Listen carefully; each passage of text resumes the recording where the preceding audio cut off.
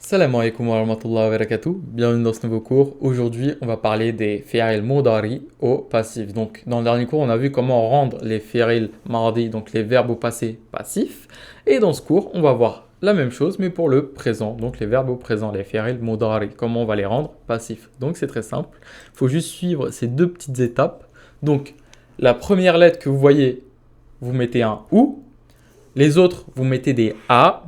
Et ensuite, la dernière lettre, on ne la touche pas, comme pour le passé, la dernière lettre, on ne la touche pas. Donc, par exemple, yansuru, ça veut dire il aide. Si je dis yun saru, ça veut dire il est aidé. Donc, yansuru, on a le son A, puis le son OU.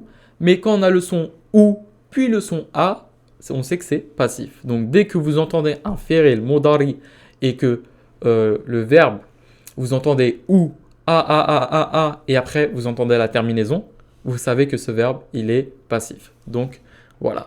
Par exemple, avec le verbe accepter, donc, yakbalu, ça veut dire il accepte. Si je dis yukbalu, il est accepté. Ici, c'est l'actif, on a le son ou. Et ici, on a le son ou, puis le son a, donc c'est le passif. Il n'y a pas de son déterminé pour l'actif. Il n'y a que des sons déterminés pour le passif. Donc, dès que vous entendez autre chose que ou a, c'est actif. Et dès que vous entendez ou a pour le présent, vous savez que c'est passif. Donc, le son ou, puis le son a, c'est passif. Donc, yukbalu, il est accepté.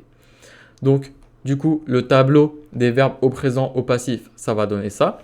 Il est aidé, les deux sont aidés, ils sont aidés. Elle est aidée, les deux sont aidés, elles sont aidées. Tu es aidé, vous deux êtes aidés, vous êtes aidés. Tu es aidé, vous deux êtes aidés, vous êtes aidés. Je suis aidé, nous sommes aidés. Maintenant en arabe. Wa yunsaru, uma yunsarani, yunsaruna.